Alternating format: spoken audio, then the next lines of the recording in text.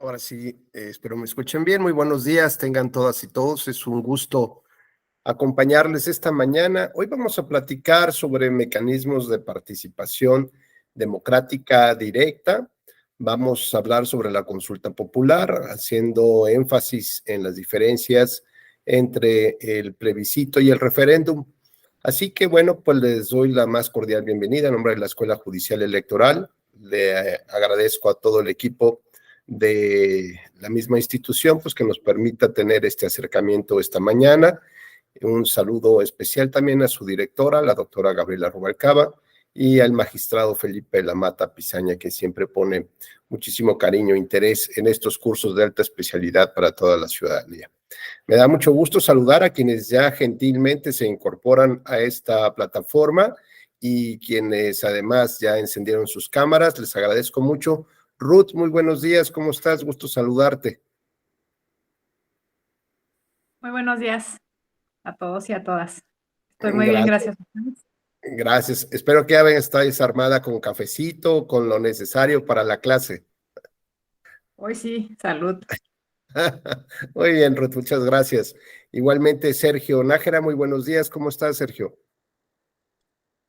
Buenos días, doctor. Bien, desde aquí esperando la clase nada más. Muy bien, muchas gracias. Tocayo, Rubén, buenos días, ¿cómo estás? Buenos días, doctor. Bien, gracias. Muy gentil por acompañarnos. Leonardo, nuevamente nos saludamos, mucho gusto, ¿cómo estás? Buenos días, profesor. Buenos días, compañeros. Muy bien, gracias. Qué bueno. Y José Alfredo Hernández. Muy buenos días, José Alfredo.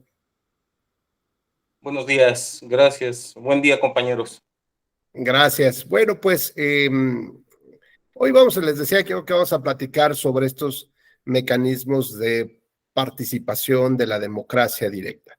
Y bueno, pues para tratar de contextualizar un poco, bueno, pues tendremos que hablar por qué hay otros mecanismos o por qué hacemos este énfasis en la participación directa. Creo que vale la pena simplemente tomar un poco el contexto, ¿no? Y entender que cuando hablamos de la democracia, hablamos de este estilo de vida al que todos de manera legítimamente aspiramos a llegar. La democracia, si bien es cierto que es una forma de gobierno como tal, más bien refiere a una forma de vida, en la cual, bueno, pues también es importante tomar en consideración la participación del gobierno, sobre todo porque nuestra constitución política, así como el nuevo bloque de constitucionalidad que nos indica atender de manera puntual a la Convención Americana de Derechos Humanos y a los tratados internacionales que el Estado esté suscribiendo, que esté firmando como Estados soberanos, pues nos lleva a entender un poco que su artículo 23 establece cuál es el conjunto de los derechos políticos de la población de esta parte del hemisferio. Y si bien es cierto que ahí no se menciona nada sobre este concepto de la democracia y mucho menos que sea democracia representativa, lo cierto es que cuando los países, digamos, forman este acuerdo, se sientan en una gran mesa para discutir cuáles serían estas reglas mínimas de convivencia en el ámbito internacional, entendiendo como si fuéramos vecinos. Bueno, pues tendríamos que partir como de cierto sentido común refinado, como diría Manuel Atienza. Y este sentido común refinado es el que nos indica que deberían de existir un conjunto de reglas, digamos, de disposiciones éticas y morales frente a las cuales todos nos deberíamos de hacer responsables. Así que no solamente es algo que concierne a los gobiernos en lo individual, en el fuero interno, en lo nacional, sino que esto debería tener que ser como una especie de patrimonio cultural, ¿no? Donde cualquier persona de cualquier lugar se pudiera sentir afectado, por ejemplo, por lo que le esté pasando digamos, al tema del clima, al tema de algunas construcciones prehispánicas, por ejemplo, o bien los temas relacionados con la ecología. El asunto es que ese interés que surge de toda una comunidad y no solamente de los nacionales, pues resulta que es analizado de tal manera que se considera que todo, digamos, esta parte del hemisferio debería de responder, respetar y proteger particularmente los estados, este esquema digamos, de gobierno, este esquema de democracia representativa. Así que si bien el artículo 23, donde se establecen los derechos político-electorales, me refiero a la Convención Americana, no se precisa el concepto de democracia o de democracia representativa, lo cierto es que con una reinterpretación de los protocolos adicionales que tiene la Convención Americana, junto con el protocolo de Santiago, donde, digamos, son posteriores a su celebración de la convención y donde se hacen nuevas precisiones y nuevos alcances de los tratados internacionales, de los compromisos que se asumen, ahí se establece que finalmente todos los países miembros de la Organización de Estados Americanos velarán por cuidar, proteger y garantizar que el estilo de vida, digamos, de las sociedades sea bajo este esquema de democracia representativa. Así que en esta reinterpretación que hace la Corte y que adicionalmente todos sabemos que las determinaciones que ella realiza pues tienen una vinculación directa, es decir, son obligatorias no solamente para el Estado en el cual se haya sentado en el banquillo de los acusados de una sentencia de la Corte Interamericana, le ordene algunas actuaciones en particular, como el caso reciente de la prisión preventiva oficiosa, que todos seguramente lo habrán escuchado en los foros, donde una persona estuvo 17 años en prisión sin tener una sentencia, con la interposición de casi 100 recursos judiciales entre locales y federales, pero bueno, tuvo que llegar justamente a esta parte de la justicia suplementaria o complementaria, ¿no? Es más bien esa especie de sustitución de algo que se dejó de hacer en México.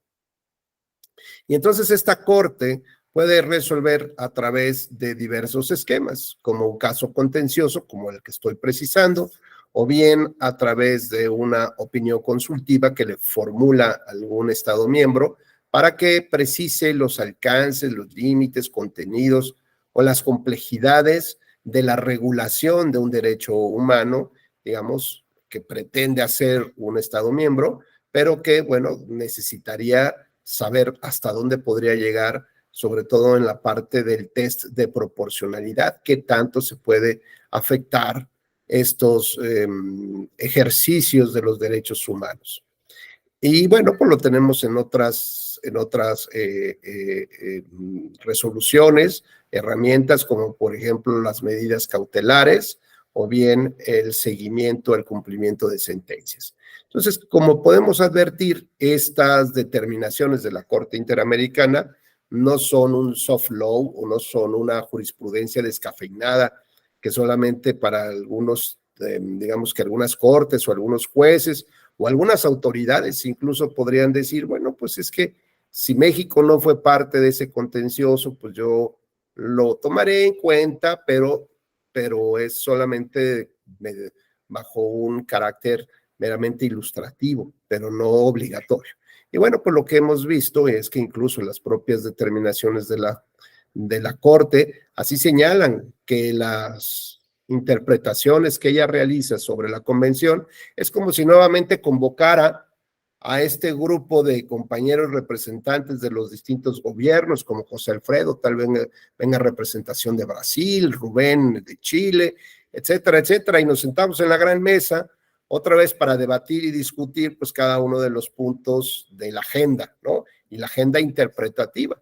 Y una vez que suscribimos estos, digamos, los alcances de la reinterpretación, los regresamos a nuestros países para que el Senado, por ejemplo, en el caso mexicano, lo firme el presidente, lo ratifique el Senado, y bajo cada sistema que se establezca en cada uno de estos países y se establezca una fecha mediante la cual ya empezará a tener vigencia este acuerdo de reinterpretación. Bueno, pues como no es posible estar reuniéndose todos ustedes justamente para poder llevar a cabo estos acuerdos, también se autoriza o se le delega a la Corte como ese órgano máximo de interpretación, y lo que la Corte determine, todos asumimos que es como si nosotros estuviéramos presentes, ¿no? Entonces es una especie de legitimación indirecta para las determinaciones de la Corte.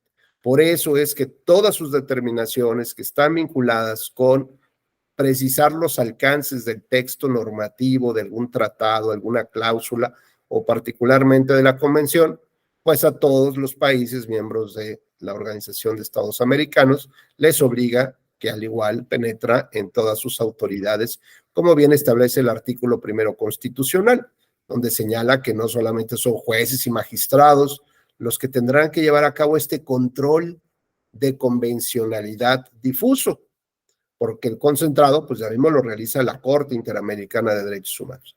Y el artículo 1 nos dice que son todas las autoridades, y todas, subrayo, son todas, no solamente las jurisdiccionales, sino también las administrativas, y no solamente las federales, sino también las locales, las municipales, etcétera, etcétera, etcétera. Entonces, bueno, partiendo de esta idea de que la democracia es un derecho humano, como lo propio lo reconoce la Corte Interamericana, vivir en democracia es ejercer un derecho humano. ¿Qué tipo de democracia? Bueno, es una democracia representativa. Y la democracia representativa, digamos, tiene ciertos elementos en los cuales Ruth, Leonardo, Sergio, Everardo, que también le doy los buenos días, pues en este ejercicio hipotético que vienen de parte de sus gobiernos a suscribir estos acuerdos, pues nos establecen también en este pacto de Santiago, nos establecen cuál es el piso mínimo que debería de tener la construcción de una casa que se llama democracia, que es donde quieres vivir. Y entonces, si nos serviría un poco de ejemplo, Ruth, ¿tú a qué país quisieras representar en este ejercicio hipotético? Tienes posibilidad brasileña, argentina, chilena, tú dinos. No, pues mexicana, ¿no? Mexicana, muy bien, Ruth. Bueno, oye, Ruth, bueno, pues ahora vamos a hacer un pequeño ejercicio nada más para tener un poco mayor claridad de lo que estoy precisando. Hay un artículo en nuestra Constitución que nos habla del derecho humano a la vivienda digna, ¿no? Y entonces, si tú fueras la arquitecta o la encargada de diseñar todo un conjunto de casas por parte, digamos, entre empresa y gobierno, por ejemplo, para, digamos, en estos nuevos derechos, bueno, nuevos derechos, pero que estamos puntualizando con mayor interés, por ejemplo, el derecho de los migrantes, el derecho de los desplazados, los derechos humanos de los desplazados, y que tuviéramos una política de gobierno que dijera, vamos a darles vivienda, ¿no? Es más, vamos a recibirlos en las zonas despobladas, vamos a construir nuevas ciudades, ¿ok? ¿Cuáles serían estos elementos de construcción para considerar que una casa es una casa digna? Para que puedas ejercer, pues, o los elementos de construcción básicos que tú pudieras referirnos de una casa para poder considerar que tenemos una vivienda digna. Pues una vivienda digna, para empezar, pues tiene que tener servicios básicos, acceso a agua potable, drenaje, luz, telecomunicación. Y antes de eso, las condiciones pues, internas de la casa. Pues un tamaño mínimo, que Bueno, no un tamaño. sea hiper chiquita, así como las hacen ahorita los zapatitos de 25 metros cuadrados, ¿no? Ok, oye, pero podríamos empezar porque tenga techo. Claro, tiene que proteger, cumplir con su función. Es que puede ser techo de palma o techo de lámina o de cartón. Son techos, pero de un material, pues que a lo mejor en una ventisca. Yo vivo en Chihuahua y pues no, si el techo no está bien aislado, aquí la chicharración está severa. Claro. Así O por ejemplo, el piso que sea de tierra. No, pues de cemento mínimo. Si De estamos cemento, hablando de una vivienda digna, pues claro. Sí. Entonces, bueno, empezamos esta discusión con Ruth, un debate, y entonces empezamos con mis ideas, las de ella, las de Sergio, las de Leonardo, empezamos a determinar cuáles son los elementos mínimos, ¿no? Y entonces, bueno, ya dijimos piso de firme, que tenga un techo de cemento, ¿no? El baño, por ejemplo, que tenga un baño fuera de la casa o dentro de la casa. No, pues adentro de la casa. Adentro de la casa, Nomás los bueno, rusos. pues sí, pero pues ya sabes que hay gente que ni modo tiene que salir a las 2 de la mañana ahí a su cuartito ahí fuera de la casa al baño y No, empezamos, pero no es digno, ¿no? Estoy de acuerdo. Exacto. Y entonces vemos, por ejemplo, que las paredes pues sean paredes independientes de una de otra de las casas, pero que no además estén juntas, porque si se cae una, pues se cae sobre la pared o la humedad de una pasa a la otra. Y empezamos a ver cuáles son, por ejemplo, estas condiciones mínimas. Si no tiene ese techo o ese piso, no es una vivienda digna, ¿saben? Entonces son lo mínimo. Ahora, la pregunta sí ya más o menos concreta es, Sergio, si tú estarías dispuesto a irte a vivir a esa casa que está construyendo Ruth. Así tal y como te la estás imaginando, ¿eh? Yo creo que todavía no, Todavía porque no. no. No, Bueno, porque aparte de contar con los servicios, una cosa importante es que debe de contar con, o debe de tener la forma de que la gente que va a habitar esa casa acceda a los servicios médicos. O bueno, sea, todavía, espérame, apenas. No, yo no creo que andas viendo la casa preguntando, antes de ver la recámara, ¿hay servicios médicos? No, ¿verdad? Pero yo creo que no, te gustaría que tuviera piso cerámico o siquiera una alfombrita, porque así nada más nos dijo Ruth, pues piso de cemento. Pues, eh, pues sí, adelante, Sergio. sí, sí, o sea, como dijo mi compañera, sí es importante que el piso no sea de tierra, sino que sea por lo menos de cemento, pero ya lo ideal ya cuando bueno, o sea, no es necesario que sea que le pongamos azulejo, que sea un piso de cerámica, no es necesario para tener una vivienda digna. Ya eso a lo mejor es deseable, por lo tanto, así con que el piso sea de Bueno, cemento. A ver, Sergio. ¿Tú te comprarías la casa así con ese piso? ¿Tú te irías a esa casa o dirías, no, póngale siquiera su alfombrita?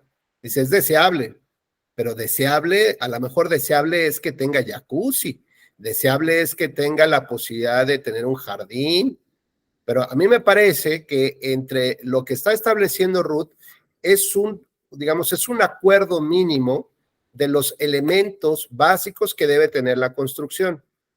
Ojo, dijimos mínimo.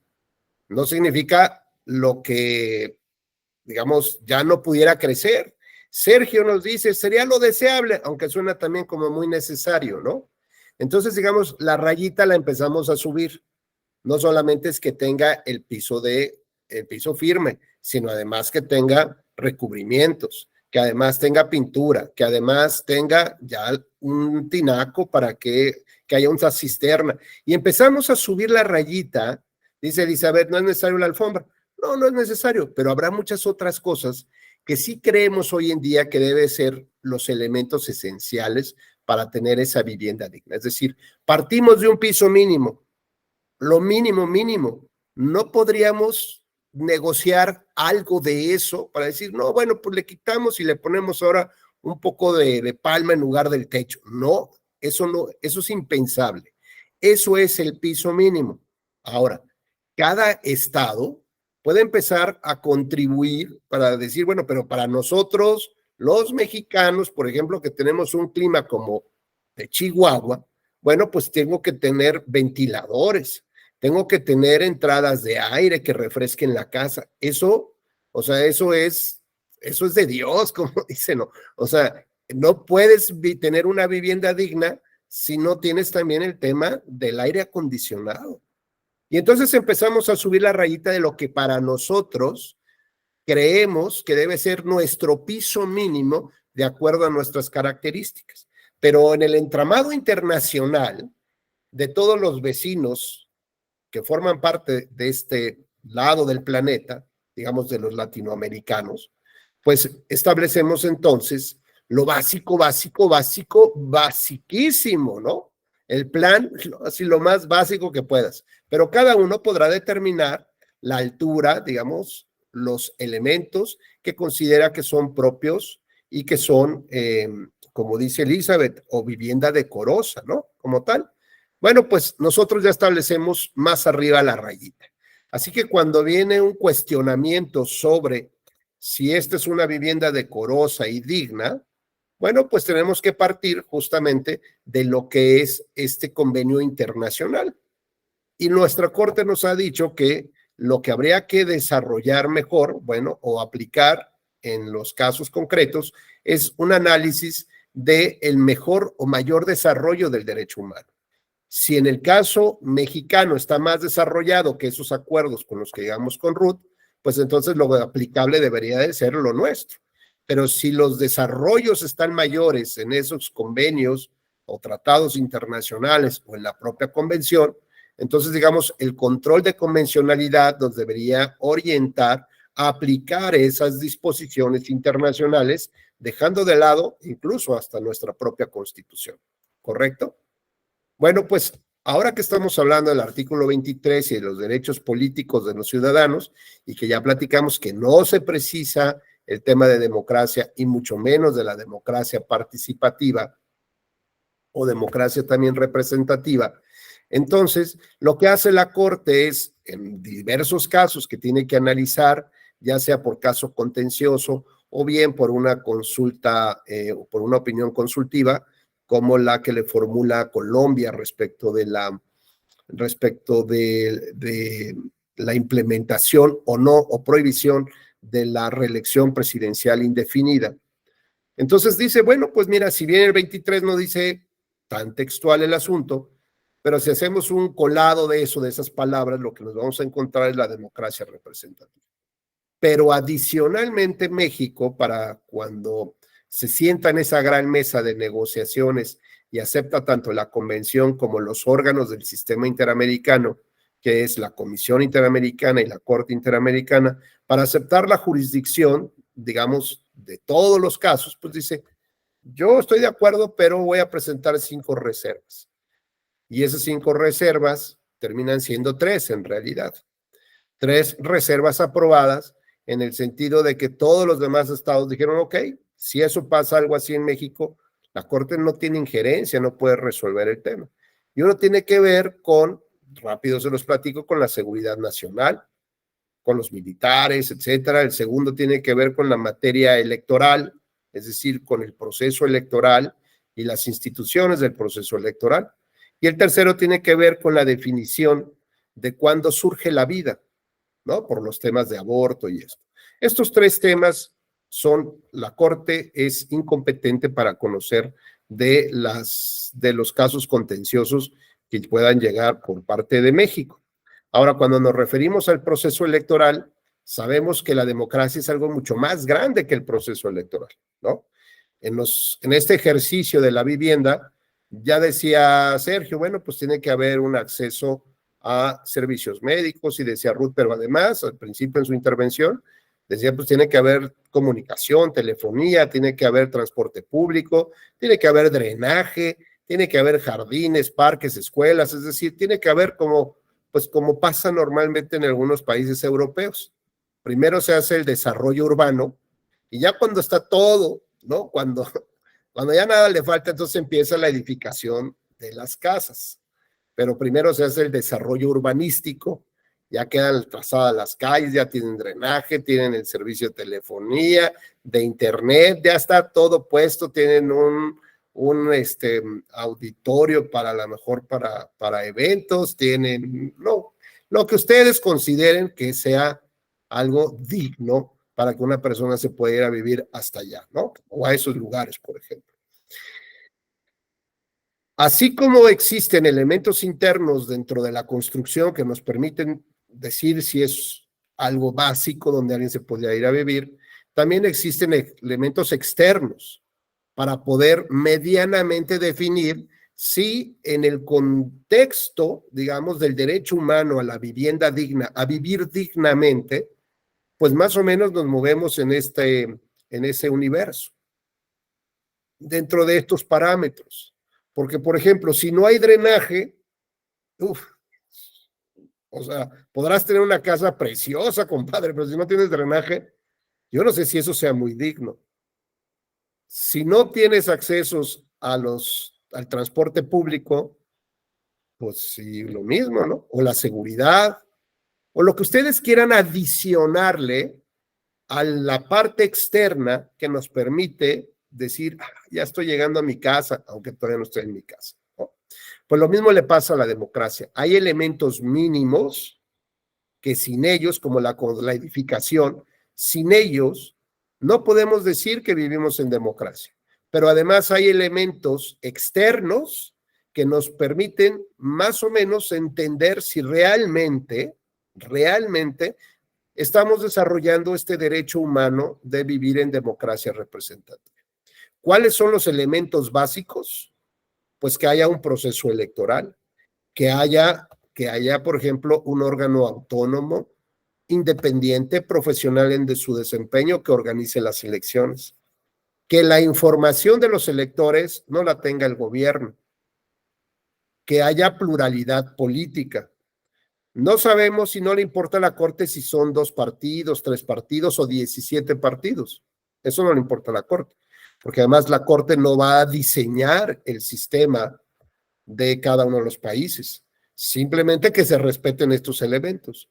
¿Cómo vas a contribuir al pluralismo político si no das financiamiento público?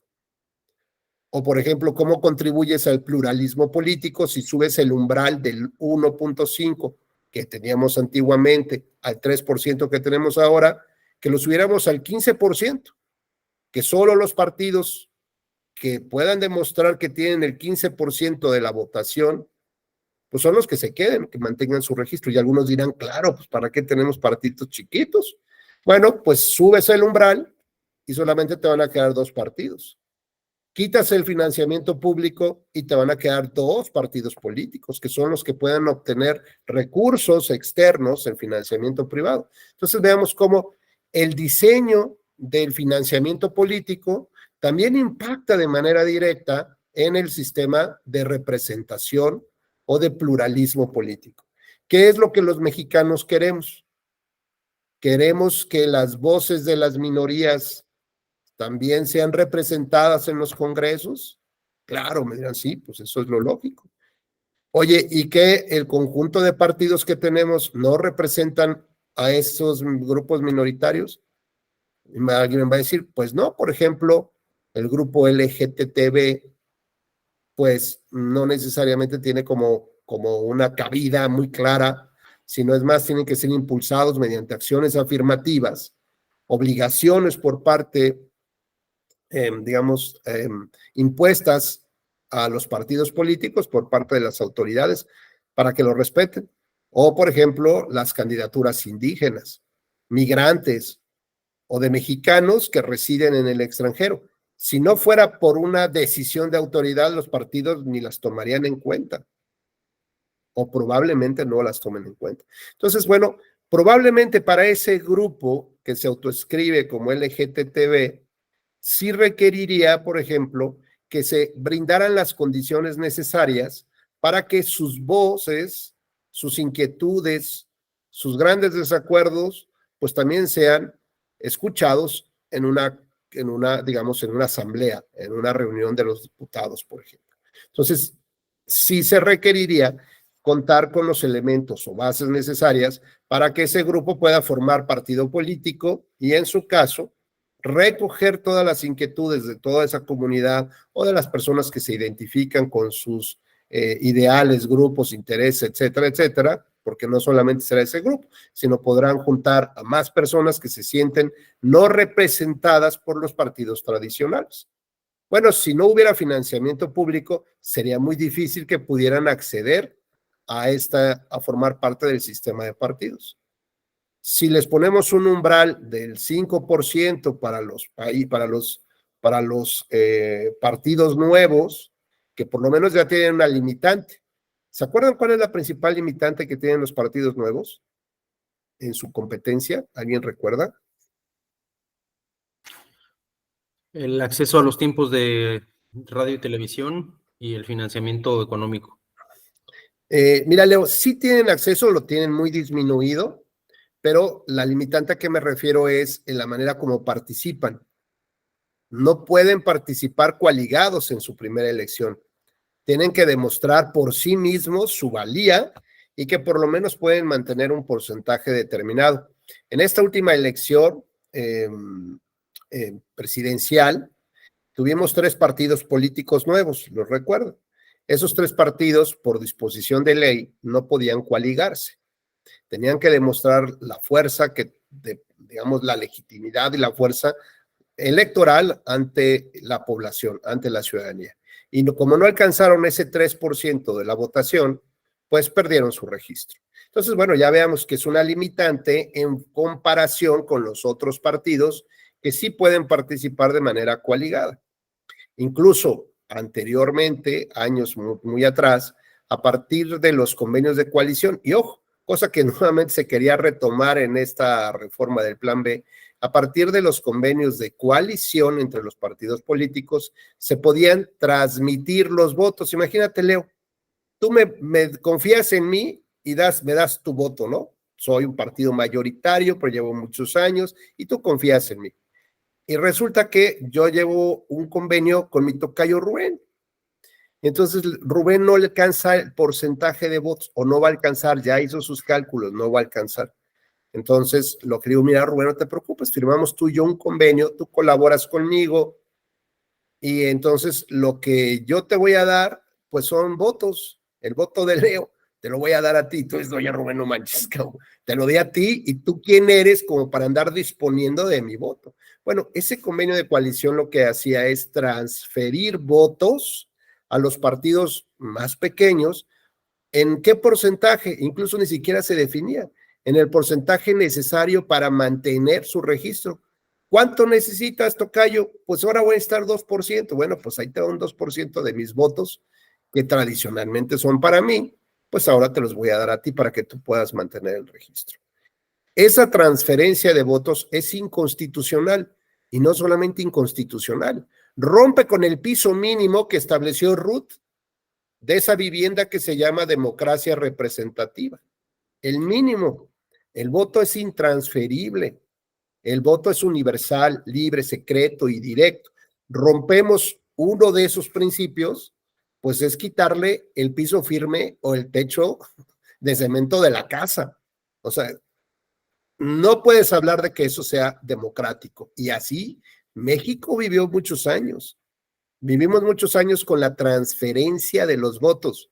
Por lo tanto, si un órgano internacional hubiera advertido esto, o sea, se hubiera llevado, hubiera tenido la reprimenda de todos los vecinos que integramos este fraccionamiento que se llama Latinoamérica. Bueno, pues nuestra Corte y nuestro tribunal declararon la inconstitucionalidad de esta transferencia de votos. Y ahora, en el Plan B, no sé si se acuerdan, fue como el premio a los partidos de la coalición del gobierno, pues que así de trasnochado les agregaron estos parrafitos al texto. Incluso el presidente de la República también se dio por sorprendido y dijo, ¿cómo? Eso no puede pasar. O sea, eso es impensable, es imposible. Y ya el otro día la Cámara de Diputados con sus coordinadores, pues ya dijeron que, pues que no era tan definitiva esa reforma, ¿no? Sino que de todas maneras tendría que volver a pasar a las correcciones, pues que se les pasó, ¿no? Nadie se dio cuenta, pero ahí está. Bueno, pues lo que estamos viendo entonces es que este piso mínimo debe de respetarse digamos, en este concierto, en este acuerdo internacional. Pero eso no significa que sea lo mínimo para los mexicanos. Los mexicanos, dada nuestra historia y nuestras condiciones de competencia, y a veces, ¿por qué no decirlo?, basados en la desconfianza, pues tenemos que establecer una rayita más alta de lo que debería de ser lo mínimo para los mexicanos. A lo mejor lo mínimo para los mexicanos es el top 10 para otros países, pero eso es lo mínimo, mínimo, mínimo para nosotros. Entonces, habría que ver cuáles son estos elementos muy básicos internacionales y de qué manera nosotros fuimos alzando, poniendo la rayita cada vez más alta. Pero al mismo tiempo, bueno, si analizamos esto, esta construcción de edificación de la democracia, pues ya tenemos estas características del voto, ¿no? Universalidad, que no sea transferible, que sea directo, es decir, que nosotros votemos por las personas que realmente van a llegar a ocupar los cargos de elección popular. ¿Qué otras cosas? Pues que haya pluralismo político, que se establezcan los mecanismos de equidad que permitan la equidad en la contienda, que el dinero no sea lo único que debe de prevalecer para el triunfo en unas elecciones, por ejemplo. Y así vamos poniendo básicamente cuáles son los elementos. ¿Qué otro elemento? Bueno, pues la renovación periódica, ¿no? La oxigenación del ejercicio del poder político. Por eso es que para la Corte Interamericana hablar de la reelección, primero que nada, no es un derecho humano, ni está consagrado en ninguno de los artículos de la Convención Americana, ni en alguno de los tratados internacionales, una reinterpretación que diga la reelección es un derecho autónomo, un derecho humano autónomo. Eso no existe. Por lo tanto, bueno, incluso si lo hubiera considerado que es un derecho humano, también sabemos que todos los derechos humanos, salvo la dignidad humana, están sujetos a límites, ¿no? Y estos límites, pues son límites naturales, como cuál, el ejercicio de otro derecho humano. Si yo quiero ejercer el derecho humano a la libertad de tránsito, yo no le puedo decir a Everardo, oye, compadre, ábreme tu casa que voy a pasar por ahí, ¿no? Va a decir, oye, Rubén, ¿qué te pasa? Pues vete por otra calle. Esto es propiedad privada. Es decir, la oposición de otro derecho humano a mi ejercicio constituye también una limitación para mí. Pero si resulta que si por el predio de Everardo, pues no hay acceso y a fuerza hay que pasar para una carretera, pues seguramente el gobierno o un juez establecerá que tiene que abrir una servidumbre de paso y perderá propiedad Everardo para que todos ocupemos, porque es un derecho humano a utilizar las vías de comunicación. Bueno, pues esa es una primer limitante. La segunda son los intereses de la comunidad, un interés general de la comunidad, por ejemplo, en el caso de las pandemias. En el caso de las pandemias, el gobierno a través de decretos limitó la libertad de reunión y si nosotros queríamos asistir a una graduación, a una boda, pues la limitó solamente a 5 personas. Así que graduaciones de secundaria, de prepa y de uni se suspendieron. Bodas suspendidas durante 2 años. Yo no sé, pobres novios, qué hicieron, pero bueno, a lo mejor les dio tiempo de reflexionar. El asunto es que el interés general, y que tiene que ver con que no se siguiera transmitiendo el virus, pues limitó o restringió o relativizó el ejercicio de los derechos humanos en interés general. Y el tercero son las acciones del Estado cuando considere que hay que atender ciertos fines legítimos. Y los fines legítimos, yo pongo un ejemplo muy claro que más o menos nos sirve para entender esto. Y es, por ejemplo, el asunto de ahora que está tan de moda el tema de la militarización y de la Guardia Nacional, que en las nuevas reformas se estableciera la obligatoriedad para que las mujeres hicieran el servicio militar. Mujeres a partir de los 17 años y hasta los 54 años tendrían que hacer servicio militar obligatorio durante 2 años, concentradas en los edificios, en las escuelas militares. 2 años. Entonces ya veo, Ruth me dice, oye, maestro, perdón, pero yo estoy haciendo mi maestría en la escuela judicial. O alguien más me dice, es que yo tengo, ¿no? Estos voy a ejercer, me están invitando a trabajar a Canadá o sabe Dios dónde. Y entonces les recuerdo, por ejemplo, que hay un grupo muy popular ahora en el mundo, un grupo coreano, que canta estas cosas que se llaman K-pop o algo así. Se llama el grupo BTS, probablemente alguien lo habrá escuchado. Bueno, pues es así como de lo más famoso que existe en el mundo. Y este grupo tuvo que suspender sus giras, conciertos, grabaciones durante 2 años por hacer el servicio militar. Entonces, cuando nos comparamos en nuestros derechos humanos, el Estado nos puede decir, mira, BTS, aquí todo lo que traía millones de euros y tu licenciatura, ¿no? O sea, no puedes comparar. Si BTS va a estar 2 años encerradito, pues tú también podrías estar encerradito perfectamente. Y además, consideramos que las mujeres cuando se enojan, bueno, son una fiel. Entonces, ¿quién mejor que las mujeres para defender a los mexicanos? Así que yo creo que de este tipo de medidas, bueno, podemos obtener que es una acción legítima del Estado, constitucionalmente legítima del Estado, pues que es generar pues mayor volumen en las Fuerzas Armadas, proteger a la, digamos, ante este espíritu expansionista que estamos viendo de los rusos y ahora de los chinos, pues a lo mejor nos quieran conquistar, ¿no? Nuestro territorio o nuestros recursos naturales, el litio ahora que está tan llevado y traído. Así que podría ser que las mujeres pues defiendan, ¿no? El litio, ¿no? Un ejército para la defensa del litio o la defensa del agua. Quién sabe de qué hablemos ahora. Luego, entonces, esto sugiere que forzosamente debe de hacerse un análisis de proporcionalidad, un test de proporcionalidad para saber si la medida va acorde con un fin legítimo, o sea, para empezar, si es un fin legítimo, segundo, si la medida es adecuada, necesaria, y finalmente, estrictamente, un análisis de proporcionalidad para tener un balance de razones entre los positivos y negativos, qué tantos beneficios obtendremos con la medida y en proporción qué tantos perjuicios vamos a ocasionarle a esa restricción del derecho humano. Así que bueno, cuando hablamos entonces que la democracia es un derecho humano, vivir en democracia representativa es un derecho humano, también puede estar sujeto a ciertas restricciones o límites, como la oposición de otro derecho fundamental, el interés general, o bien acciones legítimas por parte del Estado.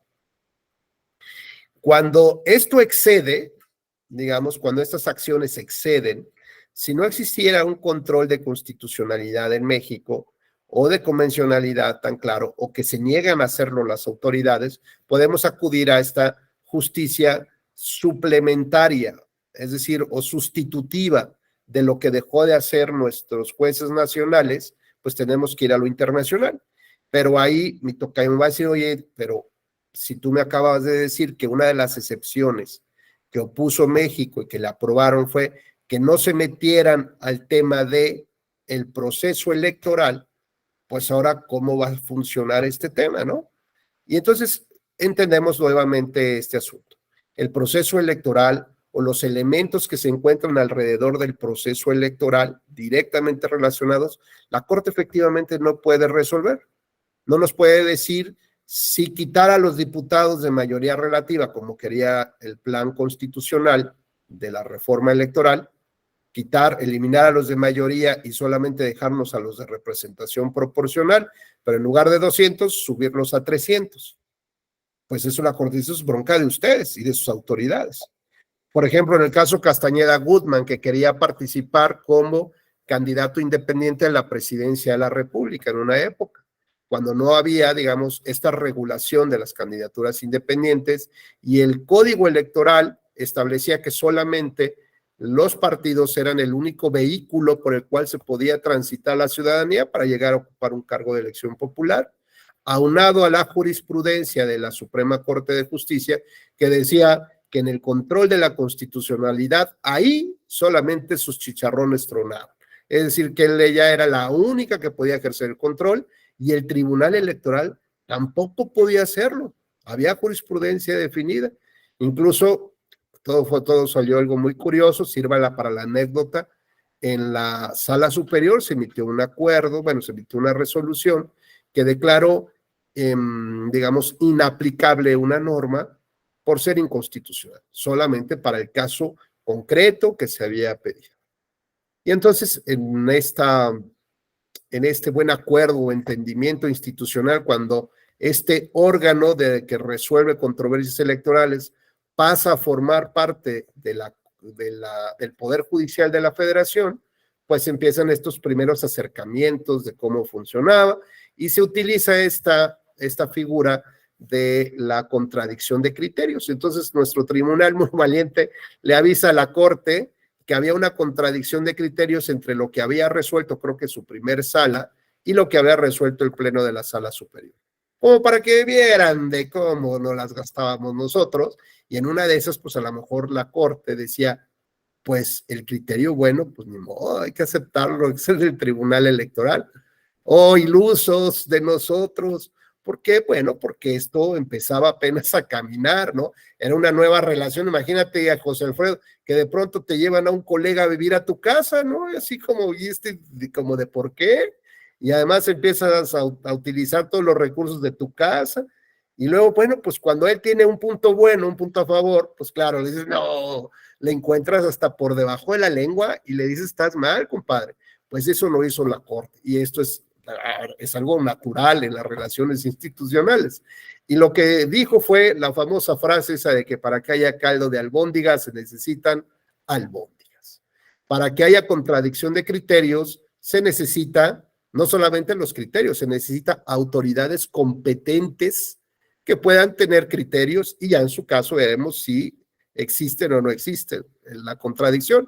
Y en este caso dijo, ¿y ese tribunal quién es? O sea, ¿qué? ¿Que se llama electoral? ¿Tribunal electoral? Algo así, sí, pues sí, había que compartir el poder ahí. Este tribunal electoral, dijo, tiene competencia para hacer análisis de constitucionalidad y declarar la inaplicación de la norma a un caso concreto. Obviamente no es expulsarla del sistema, solamente para ese caso no se ha aplicado. ¿O no? ¿De dónde lo sacaron? Y sacaron como 3 jurisprudencias y le advirtieron al tribunal, y cuidado, hizo pretexto, y voy a estar vigilándote, ¿no? I'm watching you all the time, abusado, ¿eh? Y bueno, pues justo en esos momentos llegó el asunto del doctor Símil y de Castañeda Guzmán, que querían ser candidatos independientes cuando no había una regulación y cuando la ley decía que solamente los partidos políticos eran los que podían postular a los candidatos, mientras que el artículo 35 constitucional no establecía ese vehículo natural que se llamaban partidos políticos. Así que bueno, pues el tribunal dijo, yo no puedo meterme en eso porque estoy maniatado por la Corte, y entonces Castañeda dijo, bueno, pues como yo ya sé que va a resolver estos colegas, la única vía posible, así en un mundo ideal, pues sería el amparo. Pero pues todos sabemos que el amparo tiene una limitante para conocerlo de los temas electorales, derivado de ese gran debate entre las dos tesis de José María Iglesias y Ignacio Vallarta, respecto de la competencia de origen, donde se decía, bueno, pues vamos a analizar si la expropiación que realizó este gobernador fue adecuada. Y entonces cuando llegó el amparo a la Suprema Corte, dijeron, bueno, pues hay que analizar si tenía competencia ese gobernador como para hacer estos actos. Y se dijo, sí, sí tiene competencia, ¿no? Dijo, pero vamos a ver la competencia de origen. ¿Esto qué significa? ¿Cómo surgió este señor para ser gobernador? Oye, pero si este es extranjero, ¿cómo le están dando la...? Pues es extranjero. Pues evidentemente no. Y entonces los actos se nulificaron a partir de un análisis de la competencia de origen, de cómo se dio el proceso electoral para que esa persona llegara al poder, cosa que no se me hace tan mal, ¿eh? Y bueno, pues claro que esto empezó a provocar en un México tan convulso, en un México donde pues llegabas con pistola y la Constitución, ¿no?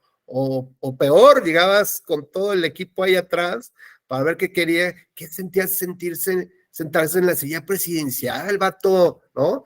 O entrar a los hoteles con el caballo y hacer senador. Bueno, ya saben, todo ese relajo que había. Bueno, pues imagínense que Benito Juárez, siendo el gran presidente, estadista, abogado, pues pocas veces pudo implementar reformas a la Constitución, ¿no? Ya lo veremos un poco con lo que echó mano a partir de una especie de referéndum para determinar la inconstitucionalidad de algunas normas. ¿Por qué? Pues porque no tenía, si él andaba huyendo con su silla presidencial de la capital del país a Tlalpan, bueno, donde yo vivo, ¿no? En Tlalpan, y luego de ahí a Veracruz, ¿no? Y carguen en la silla al presidente, porque pues es la silla presidencial, no la podía dejar. Pues imagínense si iba a tener el control en el Congreso, si iba a tener la posibilidad de sentarse a discutir, negociar con los parlamentarios. Pues nada, todo el mundo andaba pelándose y viendo a ver si no había broncas y a ver si no había matanzas otra vez, si no había encarcelamiento de los presidentes. Por ejemplo, había uno que llegó y a los 2 años a la cárcel, ¿no?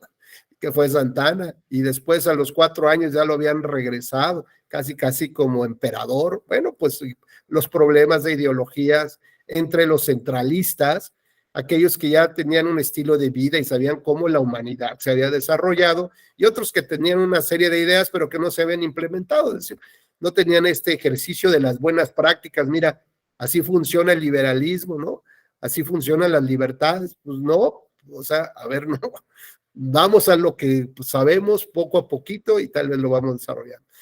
Así que bueno, pues había quien decía que los órganos centrales, ¿no? Los gobiernos centrales eran los que realmente podían reconstruir, o más bien no reconstruir, porque no se había construido nada, empezar a construir un país como México, con un México convulso, en donde no terminábamos de una guerra civil y entrábamos a otra, o entrábamos a una guerra con Estados Unidos, o por ejemplo en la época de Porfirio Díaz, tan cuestionado, ¿no? Su reelección, pues puede ser que sí muy cuestionada, pero imagínense ustedes, imagínate Leo, que tú te avientas unos trabajazos impresionantes, ¿no?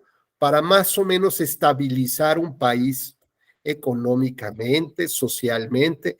Ya no hay tantos pleitos, ya se pueden sentar medianamente, pacíficamente a conciliar temas de vistas hacia futuro, ¿no? Y de pronto te dicen, Leo, pero pues ya llegó tu tiempo, adiós. Ah, y además fíjate que Elizabeth, que es nuestra corresponsal en Francia, o no sé, quien sea que es nuestra corresponsal y es nuestro espía, nos acaban de decir que ahí vienen los barcos a invadir a México, ahí viene otro pleito con los franceses. Y en una entrevista que te hace Everardo te dice, Leo, ¿ya está listo para México? ¿Ya está listo para la democracia? Entonces, pues sí, pero pues no. Sí, pero pues no. Me requiere todavía, pues, una mano firme, requiere que dejar pasar eventos, ¿no? Tiempo, y luego ya vemos justamente el tema de la democracia. Así que, bueno, pues, no se trata de establecer buenos, ni malos, ni virtuosos, ni no. Somos personas y personas que tuvieron que tomar decisiones muy complejas en alguna época del transcurso de la vida de México. Bueno, pues todo esto que les estoy platicando está muy vinculado entonces con las condiciones naturales básicas de un sistema de democracia representativa y que, si bien es cierto, no pueden ser conocidos por la Corte Interamericana específicamente en el modelo y en el diseño, o por ejemplo, si deberíamos de tener candidaturas independientes o no, por ejemplo, bueno, lo importante no es eso. Lo importante es que en esta redefinición de la democracia representativa, la Corte nos recuerda que México también suscribió este Pacto de Santiago, en Santiago de Chile, donde se compromete internacionalmente, o todos los países se comprometen internacionalmente, a respetar la democracia representativa como un estilo de vida de su población. Pero no solamente eso, hay un pronunciamiento adicional, Sergio, fíjate bien. El pronunciamiento es que esto es como si fuera un patrimonio de la humanidad, la democracia. ¿Qué significa eso? Pues que eso de la pirámide no solamente le va a afectar a los mexicanos y que nadie se meta, si yo quiero construir un hotel en la pirámide, es mi bronca. No. Esto es un patrimonio de toda Latinoamérica, de toda la comunidad, y por lo tanto cualquiera de nosotros podría hacer valer esos temas. Por lo tanto, no solamente se trata de un tema nacional, de soberanía nacional, es un tema que afecta a toda la comunidad. Por lo tanto, empieza esta contradicción entre la excepción que opuso México, pero al mismo tiempo diciendo que lo de la democracia ya no es solamente de consumo interno, sino que esto afecta a toda la comunidad. No es propiedad de los mexicanos la democracia representativa. ¿Se dan cuenta de esto, de este debate interesante? Porque entonces eso permitiría que la Corte Interamericana pueda resolver temas del contexto de la democracia mexicana, no tanto de las particularidades del sistema. Pero, por ejemplo, si hubiera este tema, Leo, de la transferencia de votos, y aquí nuestros tribunales y cortes se taparan los ojos, sí podría resolverlo eso la Corte Interamericana. ¿Por qué?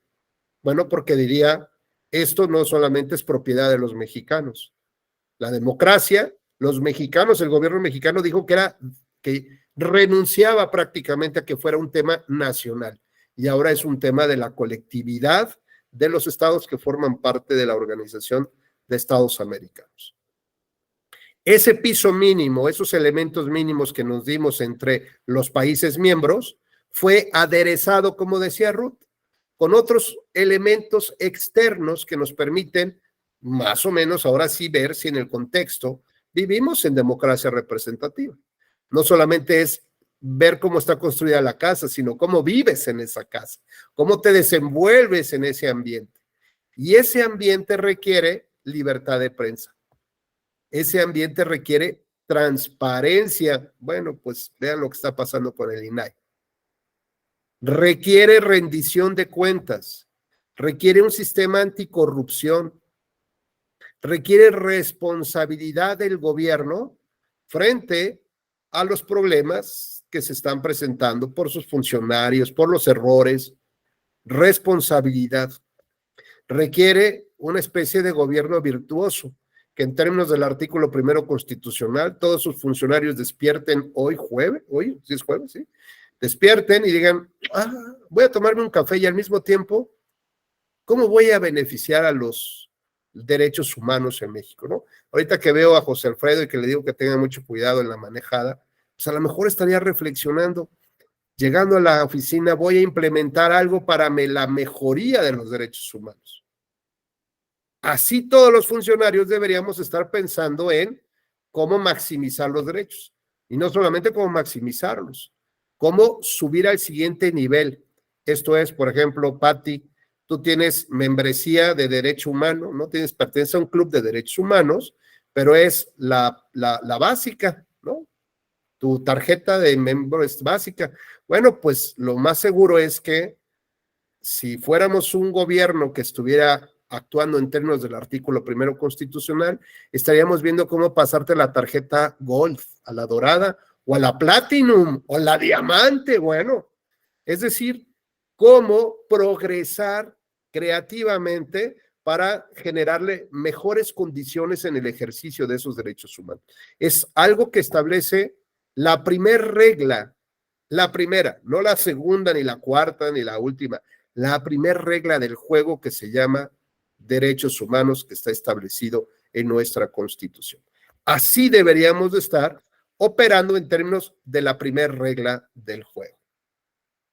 Bueno, pues ahora lo que habría que entender entonces es que hay dos espacios de decisión. Uno, el que tienen los propios ciudadanos cuando se reúnen a discutir sus temas, como nosotros, si nos ponemos de acuerdo, si hubiera un test al final de esta charla para ver si realmente estaban pendientes o estaban atendiendo cosas ahí de la casa, la oficina, o algunos que pues nada más se conectaron y fueron por los chilaquiles y ni siquiera comparten ni convidan nada. Bueno, pues podríamos ponernos de acuerdo, es decir, y asumir una decisión entre nosotros. Pero como cada quien tiene compromisos muy importantes que atender, ¿no? Pues resulta que escogemos a unos representantes. Y a esos representantes les delegamos nuestro poder soberano de toma de decisiones, nuestra soberanía individual. Entonces decimos, bueno, pues a ver, ¿quién sí tiene tiempo? Y Elizabeth ya levantó la mano, muy gentil, dijo, bueno, pues yo tengo 20 cosas, pero pues alguien lo tiene que hacer, ¿no? Entonces Elizabeth levanta la mano y Sergio Alberto le dice, yo te firmo un documento donde te cedo, digamos, parte de mis libertades para que tú tomes decisiones por mí. Y luego Sergio dice, oye, Elizabeth, Carla, pero ¿cómo se te ocurre? Pues ni modo, te fregaste, mi querido Sergio. Tú le diste esa facultad y Elizabeth tomó las decisiones. Si no te gusta, bueno, para la siguiente ya no votes por ella, ¿no? Pero en este momento le estás delegando ese ejercicio del poder como tal. Sí, justo como el contrato social de Rousseau, es correcto. Entonces cedemos esta parte del poder. ¿Por qué? Porque tenemos muchas cosas que hacer. Y así como sucedía en la Grecia antigua, las pequeñas comunidades o pequeños fraccionamientos se podían reunir los vecinos para discutir una vez al mes los temas comunes de la vecindad, ¿no? Y entonces saber cómo organizamos lo de las fiestas y que no sea de toda la semana, nada más los viernes y sábados, que los domingos se suspendan las actividades de mantenimiento hasta las 12 del día o desde el sábado. Y en fin, nos empezamos a poner de acuerdo con los temas de nuestra pequeña comunidad. Pero en cuanto esa comunidad fue creciendo, nos fuimos ocupando de más actividades, pues fue necesario que le transmitiéramos este poder a unas personas para que nos representaran. Sí, José, te escuchamos. Gracias, maestro. Justamente hablando del tema de la interpretación convencional y esta cuestión de las reglas a las que se somete México voluntariamente, recuerdo que en el caso Radilla, México dice, oye, yo me había reservado el tema de la justicia militar, ¿no? No podía, el tratado que firmé no podía incidir en temas de justicia militar. Los militares tienen que ser juzgados por militares y no por civiles, ¿no? Esa fue una de las excepciones que opone México. Y la Corte Interamericana le dice, es que, ¿qué crees?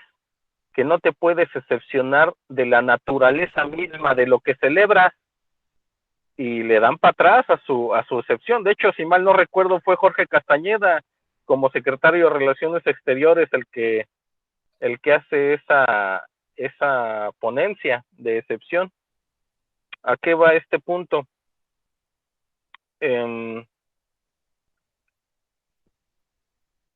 materia política, ¿puede el Estado establecer una excepción que afecte los derechos humanos?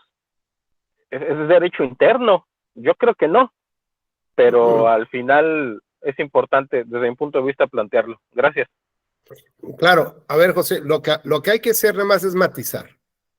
Todos los derechos humanos pueden afectarse, salvo el concepto de la dignidad humana. Todos los derechos humanos, ya vimos los tres casos, se puede relativizar, o sea, es una afectación por la oposición de otro derecho humano, por el interés general o por las acciones legítimas del Estado.